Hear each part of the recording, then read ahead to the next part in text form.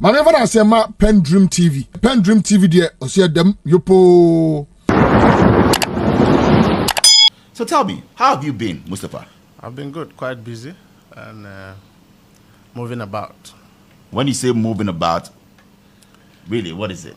Trying to fulfill the mandate of His Excellency the President. He's giving me a job that entails the legwork, and consistently one would have to be dedicated and very focused on whatever responsibility you are given. And so I try to make sure that even within my imperfections as a human being, I try to discharge my functions with diligence. And so every day, every minute, I try to focus on achieving the reason why, and to also justify why President Mahama would have to put me under his feet to serve him. You know, I don't have a godfather. You don't? No. What I have is my work. Wow. And so you take me as you find me. So you have no godfather in politics? I don't.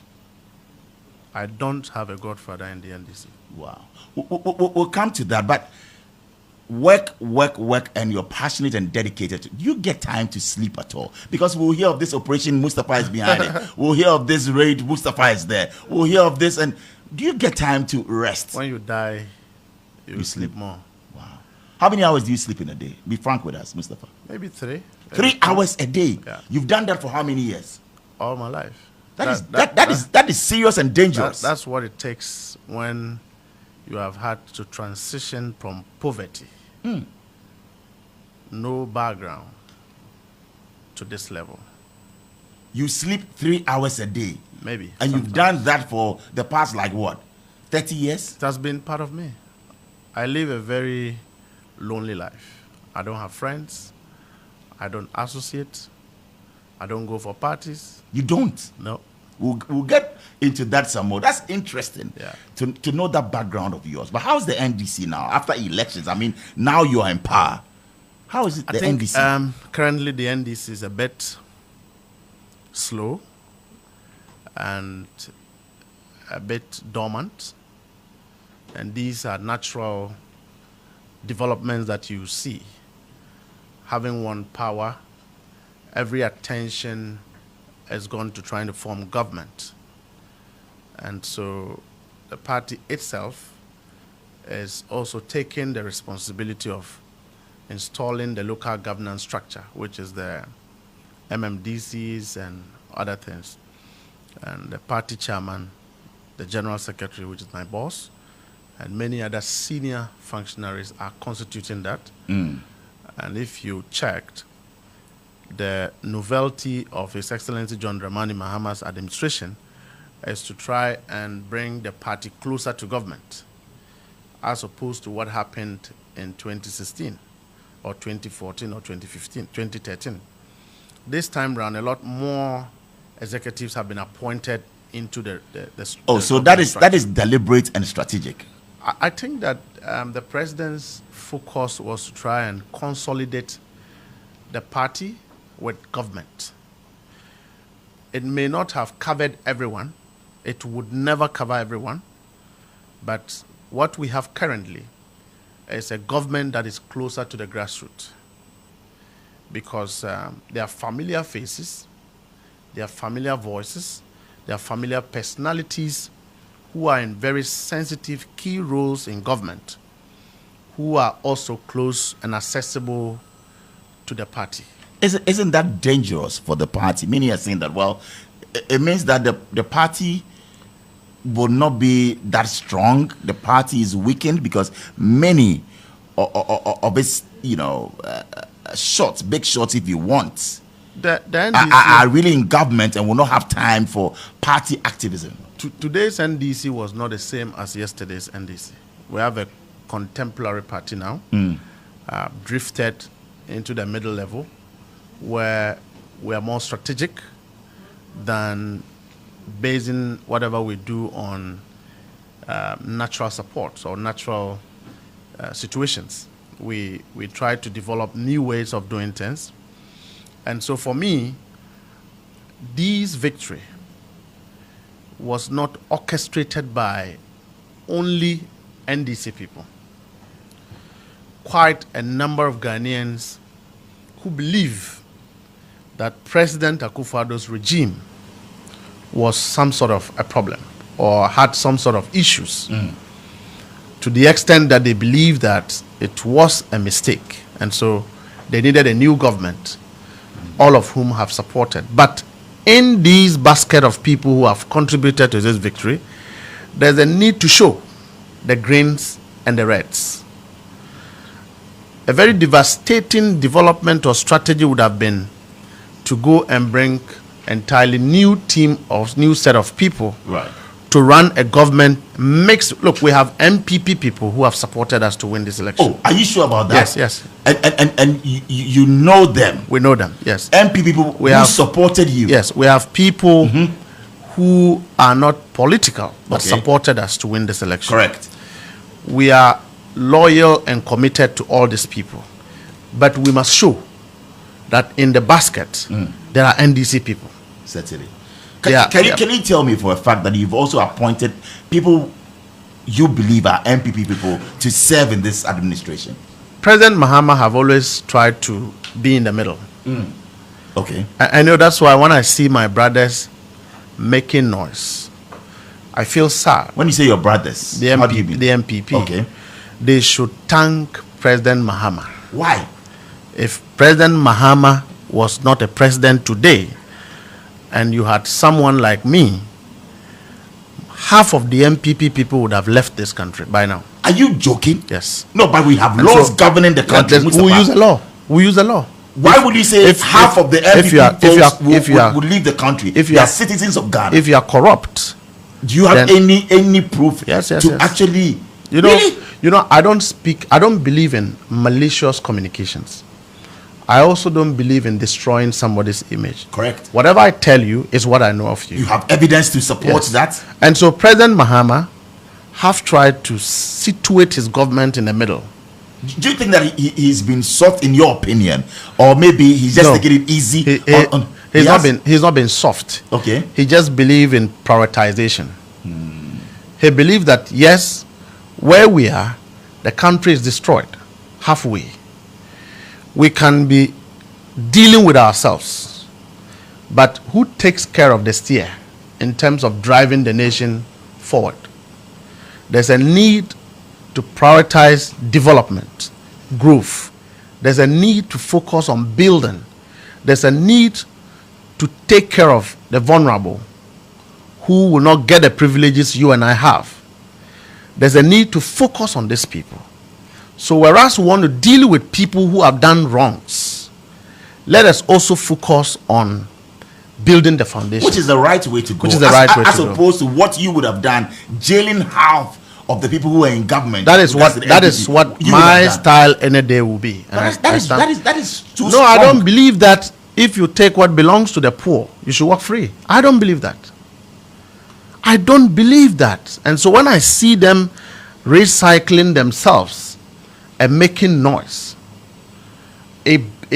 my heart bleeds. Really? Because if you know the kind of harm, go to Circle. The number of people, the number of women who have had to practice prostitution in order to feed their children. But is that the doing of, Yeah, of it's the NPP because government? one politician was corrupt. Really? Yes. Who? It's because one politician didn't think properly. As to doing what? It's because one politician takes taxpayers' money and use same for himself. And that is why the women are on the streets. That is why we have poverty. Because we are living today. No, Mustapha, let's we are let's get this. experiencing. Yes, let's go into it. Why are you saying that because of the NPP people are engaging in prostitution? Not because of MPP. I'm just saying leadership. Leadership, Yes, but I'm you're saying that go to Circle. People are engaging, but it's been there. it's been there. Yes. It has to stop at some point. Okay? That's why people pay tax. People want to see improvement in their lives. Don't we have prostitutes at Ghana Circle? cannot be a society for the rich. Ghana would have to be a society that takes care of the rich and the poor. So who put the money in his pocket that he didn't actually ensure development? To what you are angry? That I'm not angry, but I'm just saying that I do know that President Akufo-Addo's 8 years didn't prioritize the welfare of the ordinary Ghanaian. There was one district, one factory. That was a scam. Free SHS. That was a scam. One district, one factory was a scam. Yes, it was a scheme to rather take more from you. It was a good policy on paper, but badly executed. Free SHS. Free SHS was a good policy, would have helped people, would have helped persons like myself who could not have afforded school fees. Okay? When I started school, people would have to help me pay my fees because my father and mother didn't have. I had to go and struggle to pay my fees. And so free SHS will certainly have benefited the less privileged in society. And he did that? No. But to the NPP appointees, it was a basket weaved to get votes. That is why free SHS was there, but they fed the student badly, poorly. It was also a scheme for corruption. That is why they didn't mind infrastructure. That is why people would have to be paying for free internet, but there was no internet on the campuses. All right? That is why teachers were not motivated, but they have to teach your children for free. Well, they said they were building the infrastructure and it would have taken time. So maybe that was why people felt that, look, it was a good vision, but let us feasibly start it from what we can execute and what we can contain. But they thought that with free SHS, it was an insurance for them to misbehave in government, but also get people to vote for them. So a good vision, but the execution was politically motivated. They told you and I that they were going to do planting for food and jobs. Right. Brilliant policy. Okay? Planting for food and job is the same as a move to secure our food security, to deal with food security, all right? Which is a priority of this country. We have a lot of lands. We can do agric. Arable lands, yeah. Now, what did they do? They brought the project and chopped the money. Do you have evidence to support that? Tell me what they've done with planting for food and jobs. Show me evidence. The Minister for Agriculture then said that, look, they actually helped people to set up and they gave, outgrowers, they gave people seedlings, they supported the farmers. How did it impact on us today? Today, go to the market and ask of a bag of maize. How did that deal with food security? But money went into it. You think they failed with regards to they didn't try in order to fail. They diverted the funds and chopped it. Wow. All right? They didn't try in order to say they have failed. They have chopped the money. Look, Malik Basintali sat on your show here. Yes. And clearly exposed how a deputy minister of the Upper West region with his driver and junior brother stole, items meant for planting for food and jobs, to the extent that his regional minister would have to caution him. Do you need any evidence to know that there was poor supervision, deliberate, calculated attempt to motivate political cronies, other than actually executing what will benefit the people of Ghana? Man, well, Mustapha, I see a man who's bitter. I'm not. Are you? I'm not. I'm not bitter. I just think Are you frustrated? I am not frustrated. I just think that, look, because the emotions that you exhibit, you see, I can see a man who... We are building a backward society where you can be happy today because you are powerful.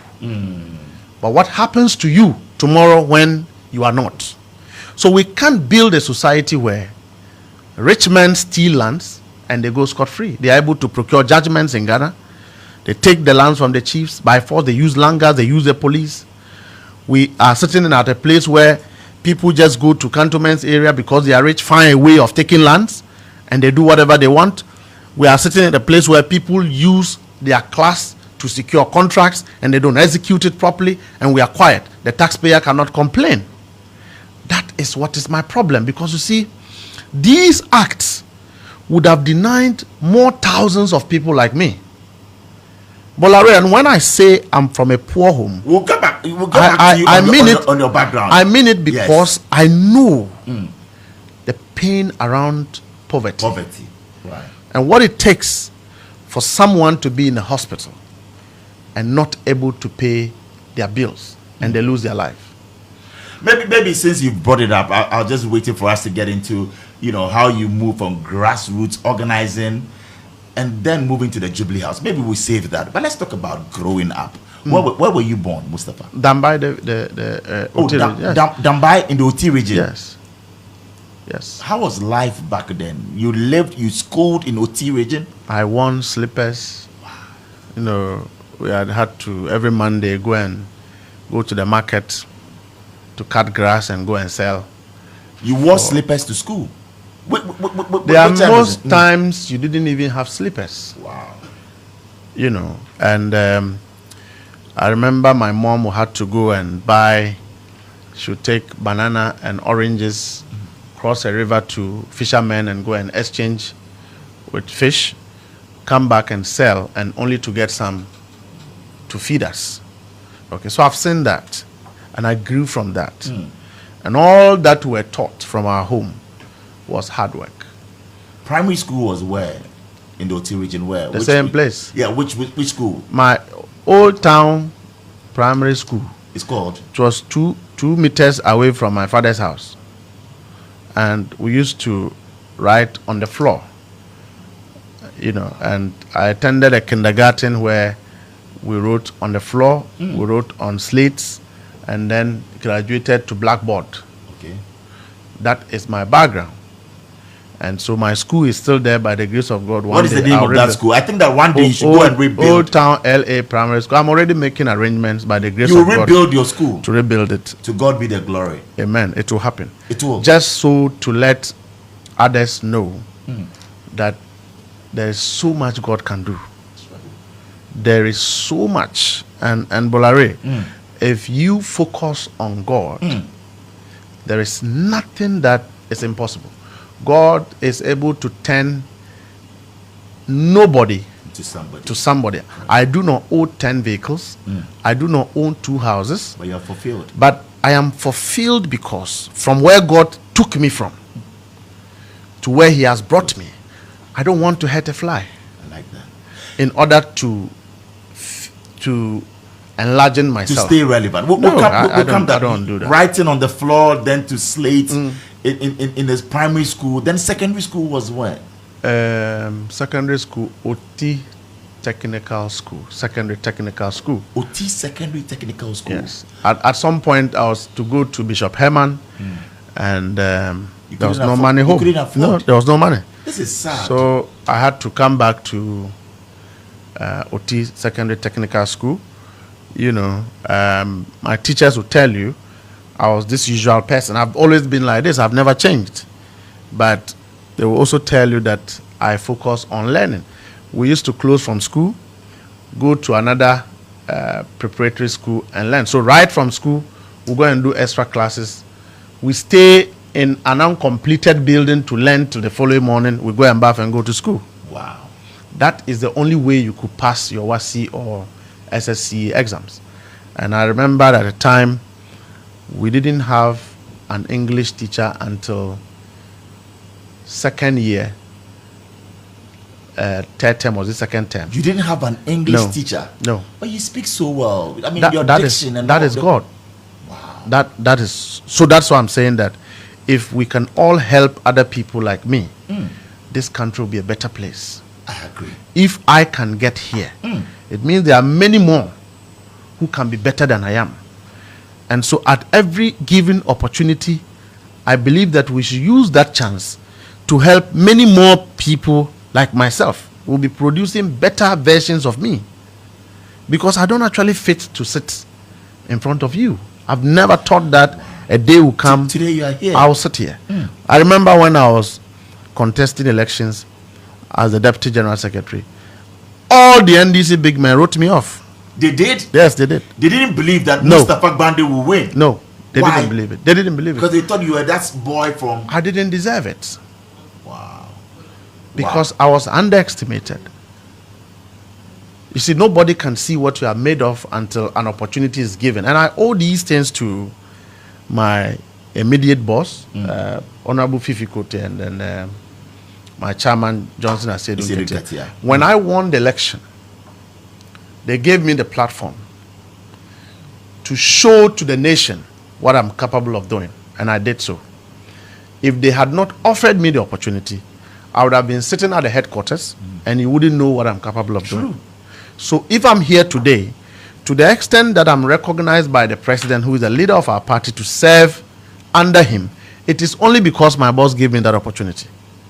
And I owe that to him, and that's to leadership. One needed just an opportunity to show what we all have, which nobody sees. And so I'm just saying that there are many more people out there. Your parents may have been poor. Your parents may have nothing. But if you believe in yourself and you believe in God, you can be better than I am.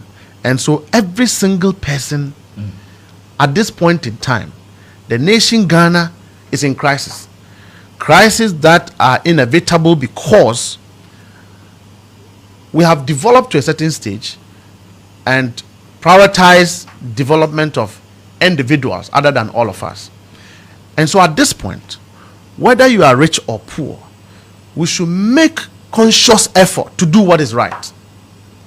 To just say that enough, let me treat my country well.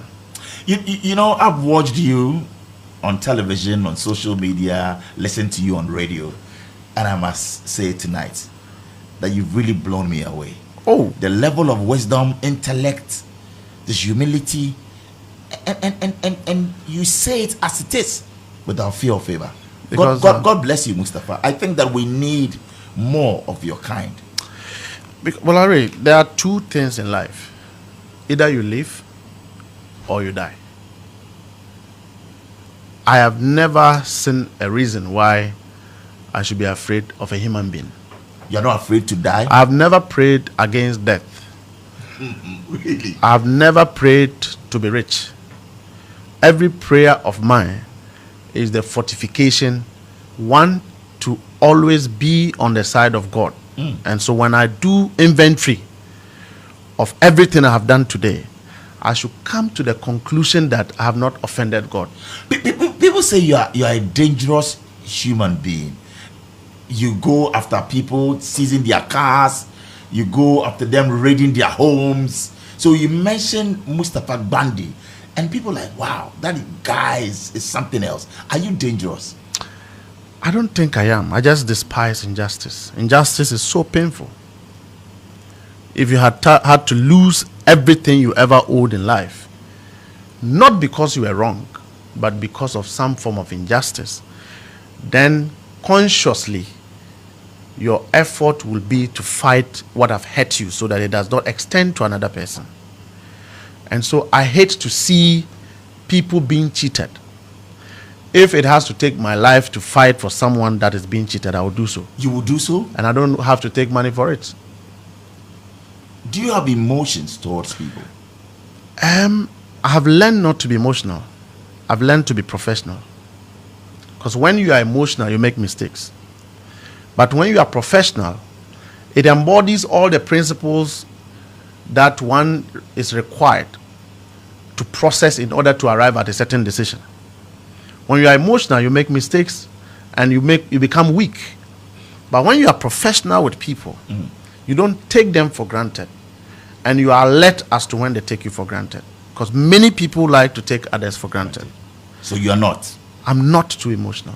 You're emotional, but you're not too Even emotional. when you die, I try to process why you die. You do? To check whether you were reckless or you were not. Whether you could have prevented it. Look, so you sit in a car with a driver and you sleep without checking the discipline, the composure of the driver. He will kill you and he will say sorry. You understand? It's because you are being emotional. But I would want to make sure my driver is fit enough. You are disciplined enough. You are composed enough to drive. Minus that, you don't need anything. Wow. So let's get into this. And you are saying you are not emotional. I don't also have enemies. You don't have enemies, No. or you don't know of them. I don't know them. I don't have the enemies. Why do you hate me? Because the NPP, many of them have come out to say, we've seen you've gone after people getting their cars. They know that I'm not their enemy. They know they are wrong. Why do you go for their cars? Why do you raid their homes? And by the way, you've returned some of the cars, have you? Who did you do that? You went to Lord Comey's house, did you? Yes, because why did you go? I wasn't there. Yes. I had traveled, and some of the boys had gone to Lord Comey's house. That is the former director of operations at Jubilee House, under whose office I serve currently. I intervened. Oh, okay. You know why? Why? I use this phrase that warlords don't fight warlords. Wow. It's a principle. If you violate it, it will affect you one day. Warlords don't fight warlords. And number two, I also believe that the two traditions, political traditions, must be preserved. So an NPP executive must be preserved by an NDC executive. So you returned Lord Comey's The cars. business is that if you go into government and you've done something wrong, then it is you versus the state. But NDC NPP must not be seen antagonizing itself. That is my belief. I believe that Lord Comey is a well-respected personality within the NPP operations. It doesn't matter how you see him. I am sitting at his office right now. Right. And I the last time I said, individuals like my senior brother Koku Anyidoho, he's somebody I will respect in as much as I disagree. You don't want to antagonize your predecessor, your successor, somebody who have left a position for you to come and be there. Right. You don't want to do that. And so Samia Uku is a party person. All right. Right. And our boys have gone to seize. Oh, they went to see Samia Oku's cars. A vehicle which is a party car. FM. It's not a vehicle he brought from NLA. A party vehicle. So tomorrow, if the MPP comes to power, should they seize NDC party vehicles? No. So you asked them to return it. To return it. Because most of these party vehicles, you will not even have papers to it because the donors may not give you the papers.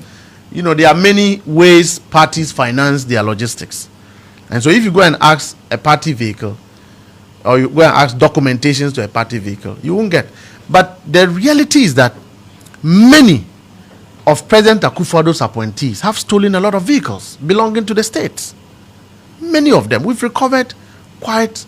How many cars have you recovered? A lot of them. A lot of them. And let me tell you. Beyond 100? Throughout transition. What we have done and what I have been interested in was to protect what is left. Because some way, somehow, the NPP government became irresponsible as soon as they lost election. They didn't care about what was happening. It may not have gotten the endorsement of senior persons of government at the time for people to steal. But because you left the office, individuals would take advantage and steal. So we were protecting these things. Vehicles were stolen. Many logistics belonging to state institutions were stolen. We have impounded, arrested quite a number of them, and ensured that even public servants who were still the skeletal government transition, individuals that were there, they were stealing. Wow. Signing checks, doing that, taking quite huge sums of money. Were you able to stop that? We were able to stop that. There were several of the CEOs I had to call and say, I'm aware you are trying to do this, don't do it. You did it? I did that, yes. I did that. And it's because I'm a street boy. And I'm not afraid to associate and to dine with the street, because that's where I come from. You are not? No, why? I don't work with a bodyguard. Have you seen a bodyguard with me before? No.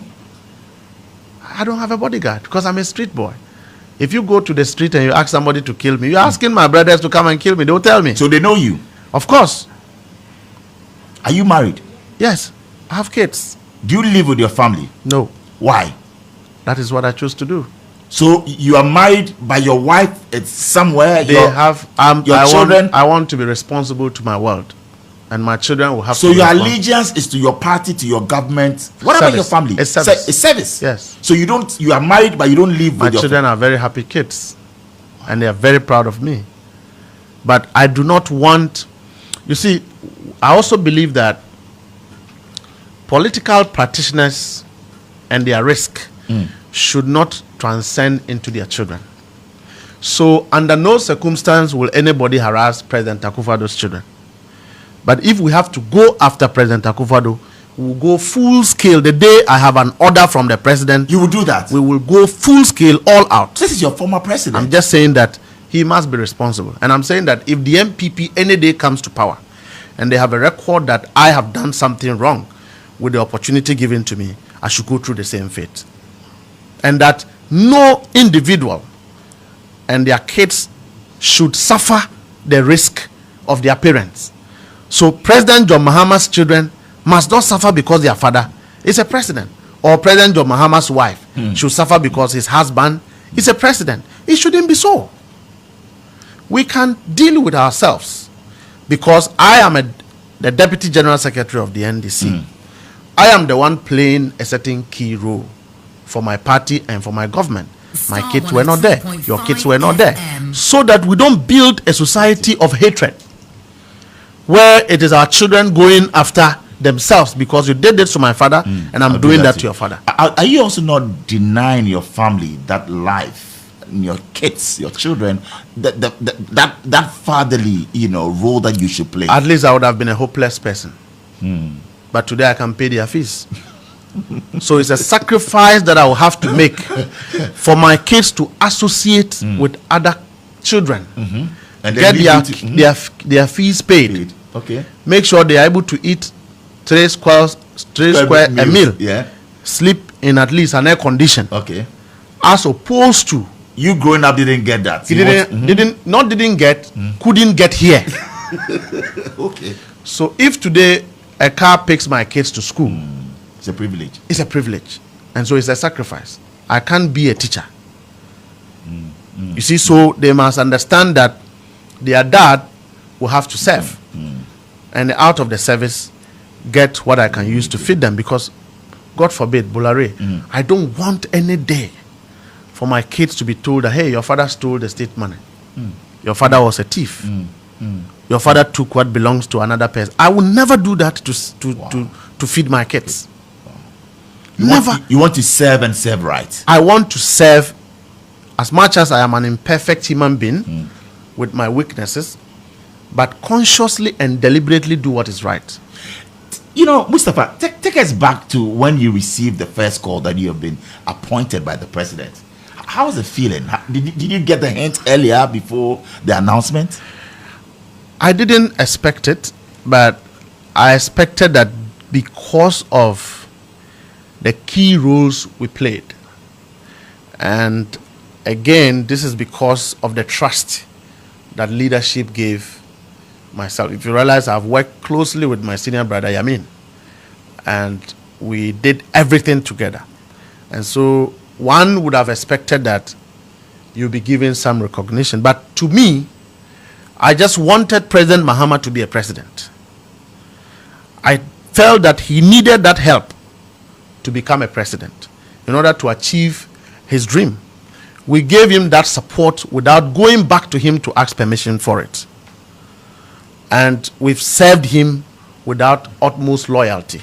And for me, that, I think, I'm clear in my mind that I've served him, I've paid my dues, I was done. The most important thing is that a corrupt regime have been removed. There was no way that President Akufo-Addo and anything close to him should remain in governance. It was a treacherous government, an arranged gang of people who will do nothing at getting what they want. But that's too harsh, and we want to dissociate it, because let me tell you, a month to election. And we don't. They've tried every means, spiritual means, every means possible to get us. They didn't get us. They tried to use NIB, to use GRA to frustrate me. Oh, you?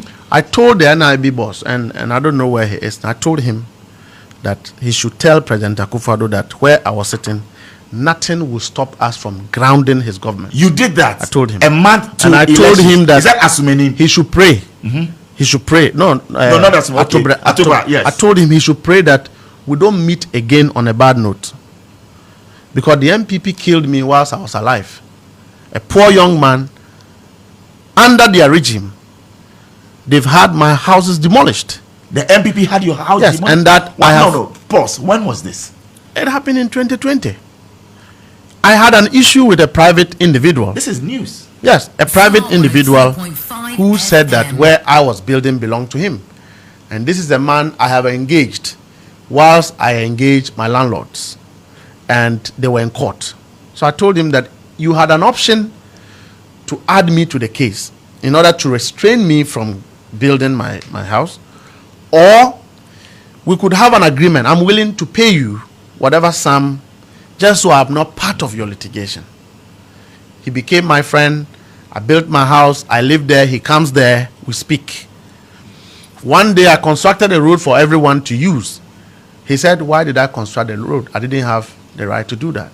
Then I said, when you are coming to my house, park your car and fly. If you didn't want, he says, I'm a thief. Now by Mbasua, he will demolish my houses. And true to it, under President Akufo-Addo, he got support of government. Your house was demolished. One morning, no action of a court was served on me. No information was given to me. I left my home at 6 a.m. You may have won a case against me, but the court had a responsibility to inform me that I have been judged guilty in any matter, whether I'm aware or not aware. I left home. They demolished my houses without leaving me a pin, without a shirt. And I had to go through all these. And I had nobody in Accra. Bolare, I don't have a godfather. You don't? I don't. Nobody in the NDC will tell you that I'm his godson. No. But in the NPP, because you live with Yoni Kolendi, is that right? I didn't live with him. He mentored my life. Oh, Yoni Kolendi of... He privilegedly helped my life. Oh. And he is a man that I attune my loyalty to as long as I live on earth. Wow. He's a man... He's at the Supreme Court now. Yes. He's a man... He's not, he's Yoni a man... Kolendi. He's a man that I learned his principles. Right. And what he is. It doesn't matter how you feel about him. Justice Yoni Kolendi. This is the man who supported... He gave my life a light that I needed. He didn't give me money. He has never given me a peswa. That he's the man who said to me as it is. How did you meet him? I think I was working for Oyome then. And then in court, I saw him carrying books. So I helped him. And that was it. In fact, I had also attended Menka Premo, their training institute, for free, because I saw a woman carry a bag, Mrs. Bedema, Hillary, and I supported her, and she brought me to that institute and trained me for free. My life has been providence, service, service, service. That is why, for me, service is very important to me. How would you rate President Mahama's, government's performance in delivering on his promises to Ghanaians? President Mahama is a good person. Naturally, he's a relationship person. So working with him is very complex. You will never know what he thinks about and what he will do in the next minute. But I can bet you that he is a man of compassion. Our nation needed a leader who first and foremost have the consciousness of compassion. He's God-fearing, at least I know that. I know that President Mahama would do right by all persons. Even if he's wrong, he will take responsibility for it. So I know my president means well. Number two, he would have wished to see that the nation is doing very well. It is not for him to grow his family relatives and steal state money for them. That is not President Mahama. Rate his performance was the question. Rate his performance. You can't rate a government that is 3 months. That's what I'm saying. Is he delivering on his promises to Yes, Ghanaians? the foundation. From what you said. The foundation is very solid. Mm-hmm. The foundation is that, even in under President Mills, it took us about 6 months to sack NPP appointees, recall. So averagely 8 months before we set up government. Under President Mahama, number one, even though we're in court, you remember, it took us about a year to set up government. President Akufo-Addo, number one, it took us about 8 months to set up government. President Akufo-Addo, number two, there was no reshuffle. So he just moved in. President Mahama number 2, within 2 months or 3 months, he's been able to set at least 8 months, 80% or 70% of the government. The only lap that is left now is for us to do the boards and then begin to fix the grassroots, open employments to Ghanaians, and we are good to go. So I think that on that premise, he's on the right track. He's on the right track. Number 2, he has also demonstrated that he won't shield crime and he won't shield anybody who is found to be involved in anything wrong against the state. Okay? When Reverend Tim Forjo's issue came up, the first thing he did was to call out state agencies to investigate. Don't forget that in most of these state agencies or investigative bodies are believed to be, elements of President Akufo-Addo's regime still in charge, even if not the apex, but beneath are all. But he says, go ahead and investigate this matter. Let me know what has happened. A similar issue occurred under President Akufo-Addo, where 2 aircraft are still parked at the Air Force base. Did you hear about it? He concealed it. Nobody got to know about it. So you have a leader who is transparent and a leader who concealed crime. So there are 2 clear differences. President Mahama says that, look, I'm going to cut down my government. And he does so. Party people are angry with him. But he says, I take responsibility because we promised the nation. And he did that. President Mahama says we have to cut budget. So as we speak today, the finance minister have not even released a password to any state agency. Oh, really? Because he has activated his fiscal discipline strategy in order to revive the economy. And all of us will have to comply. That is the sort of precedent. When we won election and there was some sort of aggression within the system, I remember one day he called me and says, look, let everybody stop what they are doing. Let's move on. So in President Mahama's mind, the nation was first.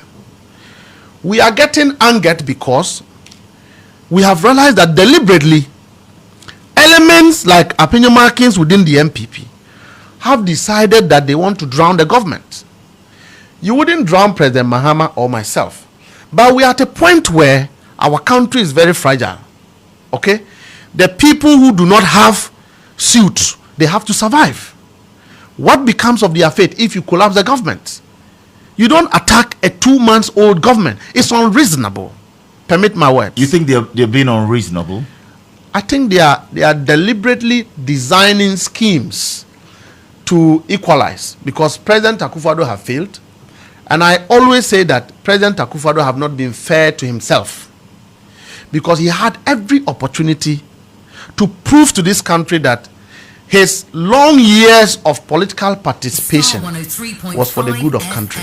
Well, you were talking about President Mahama, and I know you are closely associated with him. The last time you met him, what was the directive to you? I mean, with all that is happening. Treat all crimes as crimes. He told you that? He said that to us, all of us. I was upset. Something happened. And he gave an order. Treat all crimes as crimes. As crimes. What do you like about President Mahama? Do I like him? You don't? He's a father, a father figure. I serve him. I'm happy serving him. What do you like about him? He's not, I like radical stuff. All right? And he's not? He's not. He will slow you down, don't do that, don't do this. Oh, the president called you to actually take it easy? Yes, he's a nice man. I keep telling you. And I don't like his style. Okay? Yeah. I'm a very operational person, naturally. Okay. And I believe in action. I believe so sometimes he tells you that Mustapha, this. No, but that is also a weakness, because you cannot be radical in all cases. Yes. Sometimes you need to take your time. Yes. And many people have asked me, why won't you become a general secretary? I said, I'm not fit to be a general secretary. Why? The best general secretary we've ever had is the one we have. Fifi Kwete. Yes, because he's the one who will not. Yes. He will not talk. He will not take an action. People are misbehaving. And that's how political parties. But he has his own way of dealing with That's how political parties must be managed. But me, I want to get the things done, which is why I'm a deputy in charge of operation, because I would have to necessarily get you to do the right thing. That's my job. Operational. President Mahama is calm, he's collected, You know, you wouldn't know what is in his mind. And that's what you need of a leader. I think that's what I'm talking about. But he's not my fan. Yeah. You know, like you're not a fan of him. Exactly. Yeah. You know, I like to see people who sit and we scheme operations. But Mustapha, in all of this, a little bit also whispered. Of course, we have a text coming in, and it's from Marian. Marian says that, Bola, do you know that he's also a pastor at Action Chapel? Are you a pastor? I'm a lay pastor. I'm a strained. How do you reconcile the two? With what you do and all of that, you're also a lay pastor at Action. You know, when Duncan Williams, Archbishop. He is the one who led me to Christ. Archbishop Duncan Williams. Yes. And when I leave here, the first thing I do is to take stock of everything I have done. Just so I'm sure that in the process of doing my work, I have not done anything malicious, covetous, against humanity. That I have pursued a cause of justice and redemption of human being. That I have applied myself to the cross by sacrificing for others. And once I'm clean with that, I go to sleep. Wow. Okay. When we won election, all I wanted to do was to go back into ministry. You wanted to go back and preach? Yeah, because there are many people out there who needs God. They think they are Christians, but they don't know God. Many people want to prosper, but they don't want to go through pain. They don't want to go through process. By the grace of God, I have gone through a process of life. When I became a Christian, transitioning from Islam to Christianity, and I didn't transition because Islam was bad. No, Islam was one of the best relationships, the best religions you can belong to, the best sect that you can fellowship with. At least Muslims are not greedy, but I've seen quite an amount of greed and sycophancy among Christians. But I also do know that I'm on this path because God wanted me to do something, and God wanted to use me for something else. You know, so I had always wanted to go back to serve. In fact, I had prepared. I've bought a land to go and start your own church. Yes. And then, I traveled and these calls come down and all of that, and we are here. Wow. But my heart keep going back to ministry. And so if you ever hear, you have the Bible, you are there. The next time you are with people with guns and all of that, reading homes. How's it like, Mustapha? Do you sleep? God was not a God of silence. There is nowhere in the Bible that Christians must demonstrate weakness and timidity. The devil will overrun you. And if you read the Bible well, every time that people strike the people of God, others strike the people of God, or disbelievers strike the people of God, God releases an army. He whispers strength into somebody who metamorphoses to lead, and that leader would have to fight. And where there is throne, where there's leadership, there's also bloodshed. All right? So if it takes that somebody will have to die to save multitude, so be it. You don't have any regrets at all doing that. It's a cause of justice. It's a cause of justice. Are you saying that if somebody wants to kill President Mahama because I'm a Christian, I should wait and then he's killed? You take that bullet for President without blinks. Without blinks. And so why is this issue of he's aggressive, he's not a Christian. I'm a very religious character to myself and to my children. If you ask my children, they will tell you our father is a pastor. Wow. My children don't go to the hospital. They don't go to the hospital. They don't fall sick. They've never been to the hospital. They go once a while for minor. Yeah. When any child of mine is sick, you pray. The first thing I do is to pray and anoint my child. And that is it. And that is it. No major surgery. I have had farm chicken where they die, and I go to the farm and I pray. And what happens? And I know that my chicken gets saved. Really? Yes. Hey.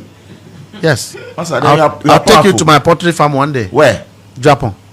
Wow. You pray and the chicken I can that tell is you. Dead. I can tell you that. No, not dead. Okay. No. But that's sick. I know that my farm is at the verge of collapse because there is flu. Oh. And I go and I pray for my animals. Whatever you believe and you commit it into the hands of God, you will see manifestation. So you don't visit the hospital? I don't remember the last time I've been. Wow. I don't. No malaria? If I go to hospital, I'm going to check to see whether I'm eating well. Okay. Whether, but not that you are sick, you have... No. I don't have anything. I don't have anything. And that's not exceptional. That is only divine kindness and providence. Grace. I don't take that for granted. But I am this child who have dined with the devil. I know how the devil looks like. My parents were not Christians. They were not Muslims. They were traditionalists, Basarists, Oh, so you've been doing all this? I've done all of. So when I see people take me to Juju, I laugh. You laugh? Because what are you going to do? What will happen? You had all these Bansiris. I've done all of that before. I've been a Muslim for over 25 years. The chief imam is my father. Wow. I go to him frequently. And you've been in shrines? Everything. Wow. I've done everything. Because life was really tough. Wow. And I've been a fighter from day one. I've fought for every single thing I've had. Wow. Wow. Nobody has given me anything for free. Nothing handed over to you? No. On a silver platter? You can ask NDC leadership if anybody have ever given me anything for free. I like the way you speak your mind, because that's who you are. God have found a way to bring helpers to my life. Okay. And I believe that because I serve faithfully, that is why God finds a way to redeem, to compensate me, to restitute me. We'll come back. We're going for a short break. Yeah. And of course, to thank our sponsors, Star Assurance and MTN. When we come back, we'll get into, the lighter side, and we'll get into some serious issues as well. We'll ask you about the kind of music that you love to listen to, where you do hang out. But for now, let's talk about some great Easter sales campaign from Compu Ghana. Well, have you heard about Compu Ghana's exclusive Easter sales? Yes, Easter sales promotion happening now at Compu Ghana branches from now till the 30th of April. So, hop on to amazing deals up to 50% off when you buy top brands like LG, Samsung, TCL, HP, Lenovo, Tecno, Infinix, Itel, and more, only from Compu Ghana. And the best part is that you stand a chance to win big. Yes, we're giving away an 85-inch smart TV, only from Compu Ghana. iPhones, laptops, juicers, and more. Walk into any Compu Ghana branch and shop for these products. Yes, it's only at Compu Ghana. And we are 40 years. So yes, 40 reasons to smile. It's only from Star Assurance. With us, it's something great for you. It's the 40 Reasons to Smile promotion. From now till the end of the year, you could actually be one of our many lucky winners to walk away with a whopping cash prize of 10,000 Ghana cedis in quarterly draws, and also a grand prize trip to enjoy your luxury. Yes, the luxury of Dubai.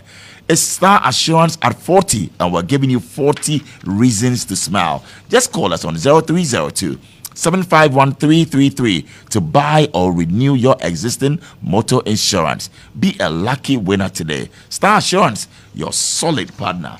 Well, we're going for a break. When we come back, there's a lot right here on Star Chat. My name is Bolare, and Mustapha Gbande, also known as For You, the Deputy General Secretary of the NDC and Deputy Director of Operations at the Presidency, is our guest here on Star Chat.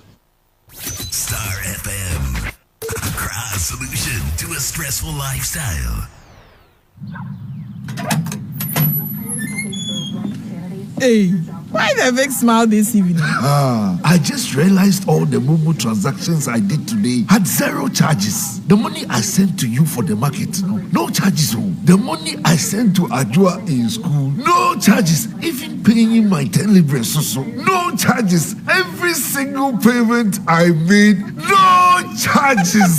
See, that's why downloading my Momo app was a great move. Every weekend, transactions on the app comes with zero charges. Send money, make payments, all for free. Don't miss out. Download my Momo app today and enjoy zero charges on all your Momo transactions every weekend. Just Momo it. Terms and conditions apply. MTN. What's going on today? Where Dilo Tobiana? You don't hear about the Star Assurance 40 Reasons to Smile promo. Star Assurance is 40 years. And to celebrate this milestone, they are rewarding clients who buy or renew their existing motor insurance policy with amazing thousand prizes. Every quarter this year, lucky winners stand the chance to win cash prizes of 10,000 Ghana cedis each, and the grand prize, an exclusive all-expense paid trip to enjoy the luxury of Dubai. Hey, so you mean if someone insures their saloon car, 4x4, trotro, motorbike, or any other vehicle, they stand a chance to be a winner? Exactly so. To participate, simply buy or renew your existing motor insurance policy with Star Assurance within the draw period, and you are in. Akosia, thank you so much for sharing this with me. I'm driving to the nearest Star Assurance office now. A driver for Mumrenyo. Call 030-2751-333 to talk to us, or visit any Star Assurance branch to buy or renew your motor insurance policy. Terms and conditions apply. This promo is in conjunction with NLA on the Caritas Lottery platform. Are you ready for Compute Ghana's Easter promotion? Yes, exclusive Easter sales is happening now in all Compute Ghana branches. From now till 30th April, up to amazing deals up to 50% off when you buy from brands like LG, Samsung, TCL, HP, Lenovo, Tecno, Infinix, Itel, and many more. The biggest part is you stand a chance to win big. Yes, you can win an 85-inch smart TV, iPhones, laptops, and so much more. Walk into any Compute Ghana branch and shop for your favorite products. Enter into the draw by simply texting your invoice number to the special short code, and voila, you're automatically in the draw. Raffle draw is on May 2nd, and you could be the lucky winner. Don't let this incredible opportunity slip away. Shop online at www.computeghana.com or visit any of our showrooms now. Call 030-275-2020 or WhatsApp 024-314-3143. This promo is in partnership with the National Lottery Authority on the Caritas Lottery platform. Terms and conditions apply. 103.5 Star FM. Right, so welcome back. You're on Star Chat, and my name is Bolore. Mustapha Gbande, welcome back. Thank you very much. Right, so Mustapha, we received loads of messages, and we'll go to them shortly. But before that, you claimed that the NPP bugged the Jubilee House. I recall that, so that they can spy on President Mahama. How true is that, and has that been resolved? Was it really true that he bugged in the cameras? For security reasons, and also because I work there now. Okay. I would like to leave that for the security agencies. Who was the place bugged in the first place? Of course. It was? You retrieved cameras? I'm saying that I would like to leave that for now. But you see, the anger outside there, the rage outside there, is of the firm belief that the previous government have dealt with this country unkindly. Now, I also do understand the expectation, the heightened level of expectations. Jail them, arrest them. A 3-month-old government fundamentally should be incapable of doing that if you want to succeed. Because if you arrest someone and take the person to the police station now, and you still have NPP elements to have to investigate, they don't believe in your vision. They will compromise the investigations and it will go nowhere. So President Mahama will prosecute. Do you see him as somebody who forgives somebody who have done a wrong? The man said treat crime as crime. He instructed you to do that. Not just me. He says crime should be treated as crime. It doesn't matter who is involved. So if he can say this to his own people, then you, the one who have done Ajapadia, you should know that you are in trouble. Are you giving us a scoop here? But you don't know that Ajapadia is a huge, well-calculated, planned, executed scam spearheaded by President Akufo-Addo against this country. You don't know? Are you asking me to remind you? No, so I'm asking you that President Mahama is taking elements involves PDS. It involved gold for oil. It involved this one, gold for oil, PDS, banking sector cleanup. Wow. So you are going after that? No, it's not. Right. It's not about going after. It's the fact that the right things will be done. Okay. And the government is just 3 months old. It will be unwise for anybody to believe that a 3 months old government should be in the rush to arrest people and prosecute them. That is why I've always reminded the NPP that whereas they are making noise, they should be ready to make more. Because when the reality begins, when the real action starts, at the call of Ghanaians, that Bolare, you have to account for 10 million that you have taken. And the evidence is shown to the public. You can't run away. Wow. It is not about President Mahama. So you are gathering evidence and gathering info to come. People are working. We are still in transition. Still in people working. Former Chief Executive Officer of the Petroleum Commission. Yes. My good friend and your good friend, lawyer Egbert Fable, claims that you lied against him. He said on Asempa that he's keeping his official vehicles given to him by the PC and had organized 5 board meetings and employed people before leaving his office. What do you say to these claims? So the following day, I had gone to clarify that matter. Oh, okay. Because one, when they lost election, he was employing people, some 8 managers, and I have the document. And I called him. You called Egbert? And told him, Chief, what you are doing, I'm watching. So stop it. He told me that he was not aware. And I said, like, what, Egbert, how can you say you are not aware? You are still the Chief Executive Officer of Petroleum Authority. And they are recruiting when you have lost election. And you said to me you are not aware. He says he will check.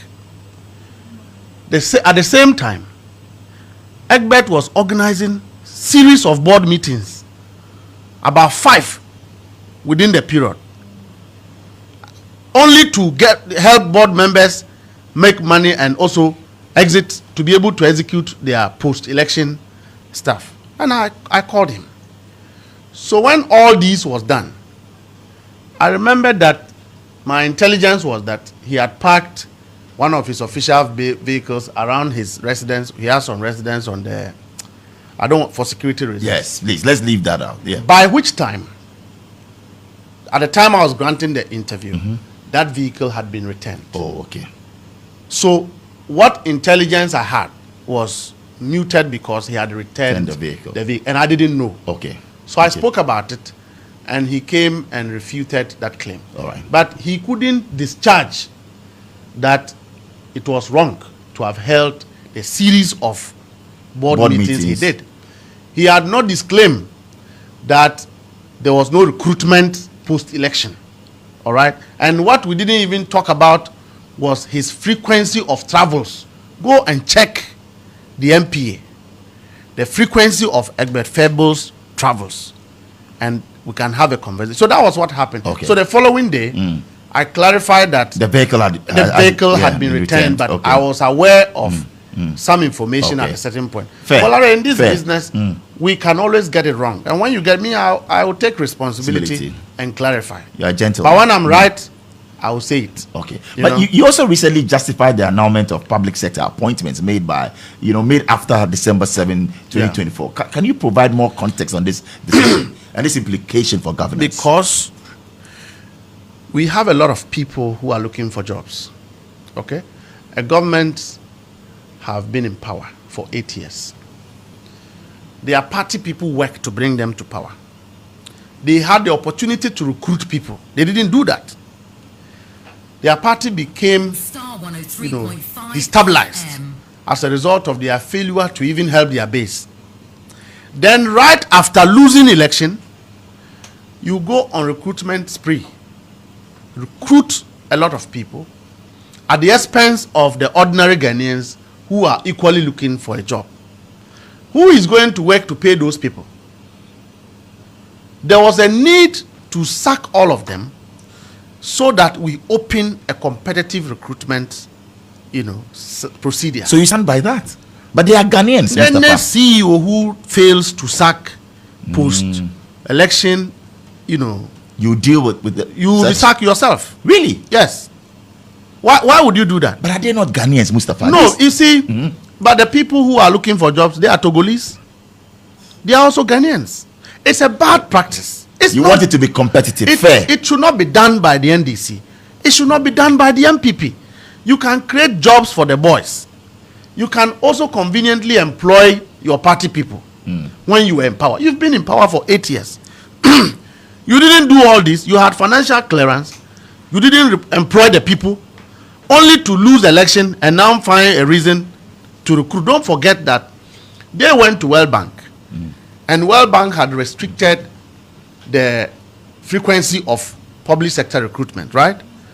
Because you have won, you are no longer bound by World Bank conditionalities. You've lost, yes. So now you can recruit, so that the new government takes the responsibility of violating World Bank conditionalities. Is how best we should treat a country. We have some messages, and then we'll come back to the lighter side as well. But this is from Achu Kobe. Yeah.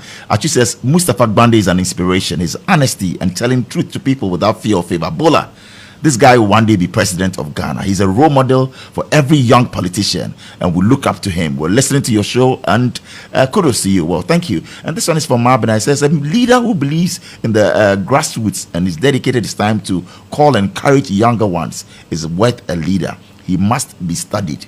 Wow. Okay. So thank you. And Haji Musto says Mustapha is making more sense today. I love the conversation. Sometimes it's so abrasive. Thanks so much for bringing the other side of Mustapha.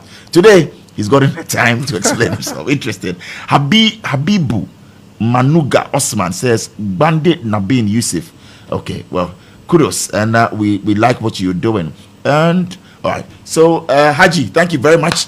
And we move on. So with all the things that is happening, I got a call as well, and the message just came through. The NDC's 24-hour economy policy. It was a major campaign promise. Yeah. What progress has been made towards that? What can you tell us? What news do you have for us? You see, I've said it before.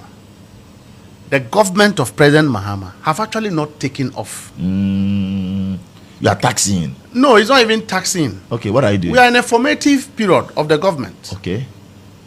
And I have said on countless number of times that, look, if you do what is impossible, you will get the results that is not possible. You are 3 months old in government. Ministers are still reviewing all of the things that they have come to meet. CEOs do not have boards, let alone approve anything they are doing. And we are talking about 24-hour economy. Who is going to be implementing that? Okay? It's the same as recruitment for even our grassroots people. I have gotten an appointment conveniently, even though my job is service. I don't have a budget, but I have to serve the president. There are other comrades who believe that they should be given what they are due. And that is so right. Is it possible that the president will give everyone an appointment? No, it's not possible. Well, the possibility is that a minister will have to create an opportunity for other comrades. Right. A CEO will have to create an opportunity for other comrades. And if I have my way, I will sack all politically exposed persons and put NDC people there. You will? Yes. Look, I'm a true party person. I'm not halfway. All right? So therefore, in the midst of all of these reviews, the CEO who will employ and add some few NDC people, he doesn't have a board. Okay. So you're saying that it's just a matter of time? It's just a matter of time. Okay. And another thematic area is illegal mining. Right. Okay. Galamsey. Yes, which is a very important security matter. Are you dealing with it as a we party are going and a to government? Ruthlessly deal with Galamsey. And let me tell you,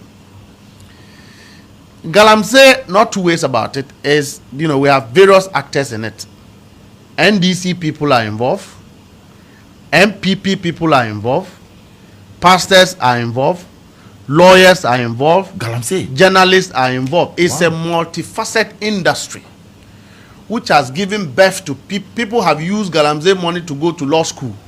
People have used Galamsey money to win parliamentary seats. No, this is it. If you know the industry, you know what it is. And so, you need a calculated government wielding strategy detached from the political influence to be able to deal with it irrespective of who is involved. And here we come. The NPP people have done mining for 8 years. Don't forget President Akufo-Addo's regime issued over 2,000 mining leases, as opposed to about 102 issued under President Mahama. As for small scale and what cannot be accounted for, the same president is the one who also issued licenses for people to mine in the forest reserve. We have not done reclamation. The damage is still there. The same NPP people are still mining. They are in the forest there. Most of them are in the bush there. And so if you know that, what so are you doing? We have won, and party people too. Some of them will join. Look, let's be real. Realistic, we cannot dance around the fire. Do we expect President Mahama within the last 3 months to begin to fight Galamsey? It will be firefighting. All right. So we have to get to a place where all the police, look, if you go to the mining communities, all the police officers there have incentivized Galamsey because they are all they are in bed with the Galamseyers. That's serious. Yes, I'm saying it. So first, the Minister of Interior have ordered that change all the police commanders from the mining area so that new people will go. At least familiarity will not, which is supposed to be breeding contempt, would have been out. We have new people who will implement a new strategy. Number 2, can we get to a point where we have special courts? All right? If you are arrested from a Galamsey pit, straight to Accra, taken to a court to convict you. I like the sound of or that. Yes. Giving you ultimatum to go and reclaim the land you have damaged, would have been working. Number 3, we should go out there and investigate every single Galamsey pit. The communities know the people. When you are going to mine, you first of all have to go to Minerals Commission. They'll do cadastral plan.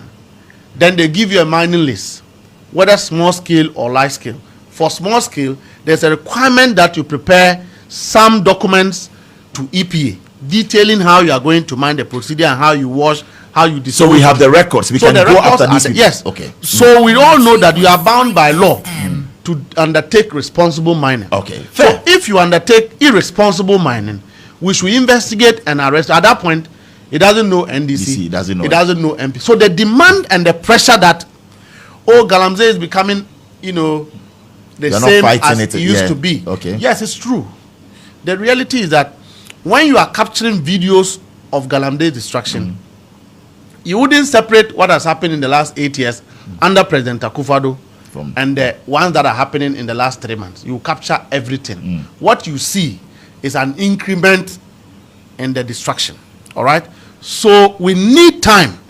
President Mahama just changed the IGP. The military hierarchy has just been changed. We expect that will trickle down to the grassroots.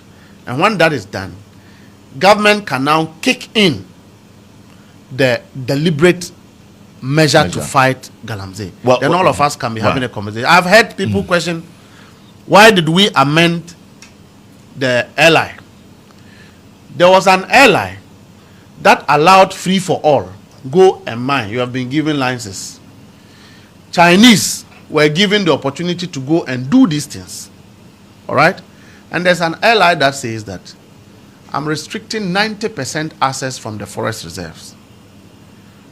And people say that, you should repeal everything. Okay. Why didn't they tell President Akufo-Addo at the time to repeal? Well, so at least you are saying that there are some measures that have been put in place. And very soon we're going to see. I'm telling you that when it starts, NPP and the same people, Kenashigbe and Co., they shouldn't cry foul. There's a petition. Have you seen that? There's a petition by, Kenashigbe's, Galamsey. I'm just saying that Galamsey is not fought on the media. Okay. Galamsey fight is not a press conference thing. It is a deliberate face-to-face action. When you go to the forest there, people are armed and they are there. There's a possibility of that people who are even in the forest are terrorists. And so it's a face-to-face warfare. And the NDC will deal with this. President Mahama will deal with this. It's not longer the NDC. We have a government. That's right. And the government led by His Excellency John Dramani Mahama. We just need time to, for the government to take off properly. All right.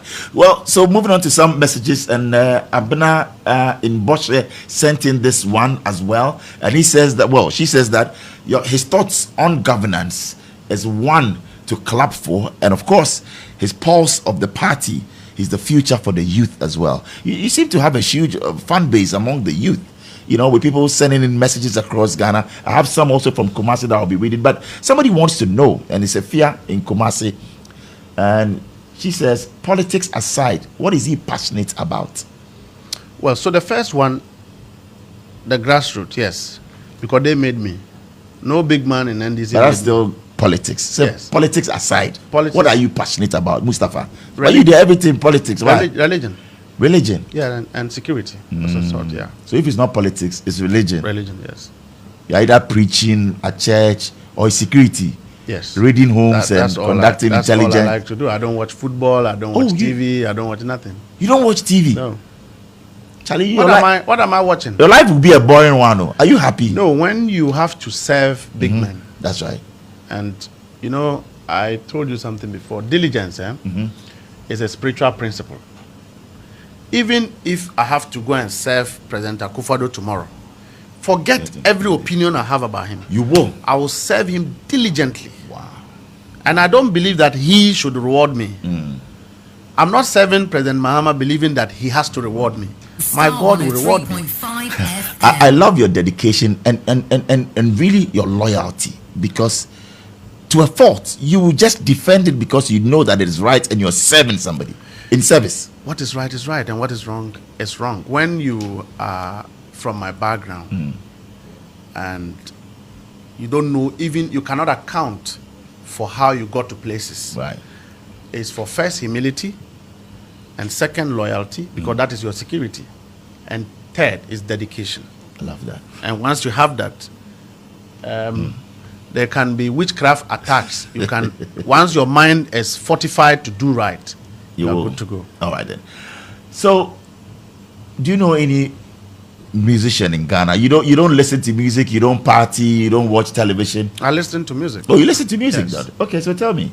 My car is full of gospel. Oh, and gospel. worship. Oh, right. When I sit in my car, anytime, I like to worship. So what do you have in your car as a playlist? What do you have? Maybe you can play a song for you. Sinach is one of my Sinach. favorite, Okay. favorite worships. She did Waymaker and all Yes. of that. I know who I am. And Nothing is impossible. Yeah, that's my favorite. Wow. My favorite song, from Sinach. Wow.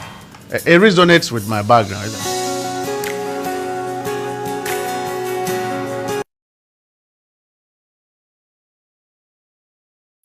So that's the tune. Nothing is impossible. Nothing is impossible. And that is true. If God can make me, He can make others. Wow. It doesn't matter what situation you are faced. It doesn't matter where your background is. If God has His eyes on you, you will be out. If you could take 1 year sabbatical from politics, what would you do? Preaching. Preaching. Any day you hear that I've resigned from this government, I'm going to ministry straight. Nothing else. One thing that people always get wrong about you is what? They like to predict me. Okay. Yeah. And people share their opinions and they say everything. But the question is, who are you? I know myself. The fact that this person says that, another person says that, and the third person says that, and it's not consistent, means that I am me and I know myself. All right. Well, we have this one from Ameibo. Ameibo says that with Galamsey, his government said they would deport foreigners and jail citizens. How would this curb the menace? Well, you're not going to jail them, but you jail citizens. But when you jail people, once you arrest somebody, it's an expenditure on the state. If you jail the person, it's an expenditure on the state.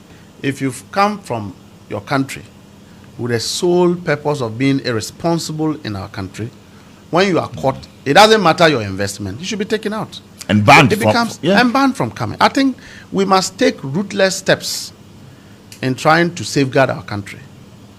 Okay? And these things, we have evidence to suggest that when Ghanaians are engaged in illegal mining, the aggregate of destruction is not as huge as foreigners, particularly Chinese, who bring machines and it's backed by facts on a high scale, to come and undertake these kind of operations. In the past, they have often used either invisible forces or soldiers to protect forest reserves for Chinese to mine. That is what the NPP did. And I'm saying this because I know it. I've been in the field.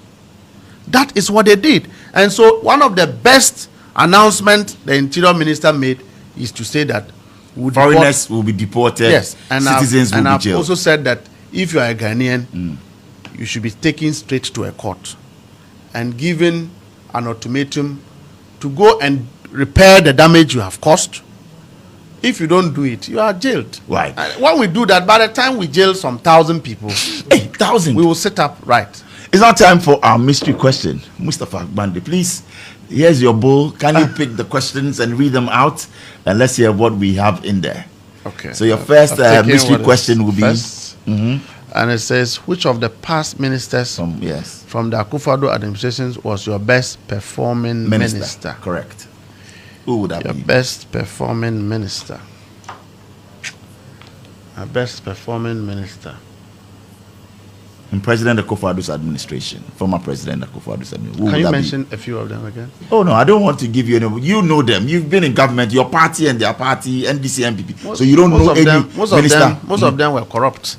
Oh, they would have done. No, by your best performing minister. At least you should have one. It would have been the Minister for Education.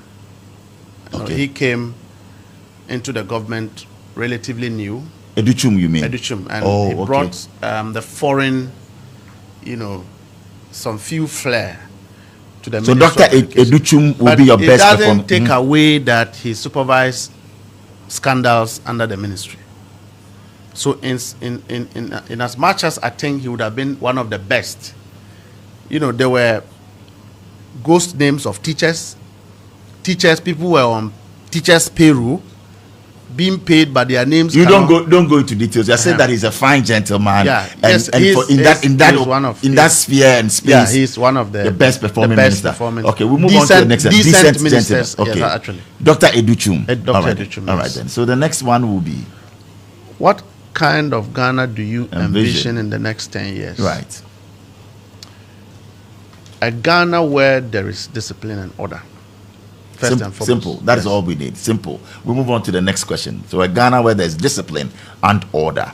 The next question is, if you had the opportunity to rewrite one moment in Ghana's political history, what will it be? Correct. If you have the opportunity to rewrite one moment in Ghana's political history, what will it be? Today, I believe that there's so much division in the political traditions, to the extent that there is this incentivized appetite to destroy. And that history should not be part of our history going forward. We should have a system where, irrespective of who or what party you belong, businessmen should discipline themselves and do business. Politicians should do politics. If you are Ibrahim Mahama and you are industrious, it doesn't matter who is in power, you should be empowered as long as you are a Ghanaian. If you are Bomti and you are industrious, it doesn't matter whether or not President Mahama is in power, you should be empowered to do well. In that way, we will believe that the government system alone cannot develop the nation. Private sector will also be part of it. Fair. So the last question will be? The last question, between former President Atta Mills and J.J. Rawlings, who do you deeply admire? Who do you deeply admire? And that's the question, yes. I think that I role model the founder of the party for his stance. I respect him for that. But my other side, which is not a political side, admire President Mills. That is why I respect President Mahama and I love him. Any human being who have compassion, who has great level of love, sense of humor for humanity is somebody I naturally admire and love. Wow. And that is President Atta Mills. And I see those tendencies a lot in President Mahama. Yes. You're a cool gentleman. I mean, meeting you today face to face, man to man, you're kind of cool, level-headed, but sometimes you come across as somebody who's, No, people love to say what they want to say, and I don't have the time answering what people say. Right. You can say what you say, but the most important thing is, have I been able to labor so much to feed myself? If I can answer that question, that is it. It doesn't matter what you say. All right, then. So Nana Poku says that I close my eyes and try to listen to the show. It's as if I'm listening to former Minister Abu Jinapo. They sound alike. Is that true? Somebody Abu Jinapo is my brother and a best friend. Oh, Abu Jinapo is your best friend? Yes. Interesting. But I don't like his. I didn't like his. It's okay. It's okay. Anyway, so he's my brother, not. He's your brother. He's somebody I'm very loyal to. Okay. I love him for his level of intelligence. But you don't like what? You know, he's part of this all Akufado's scheme of. You relax. Thank you very much. Thank you very much, Mustapha Gbande.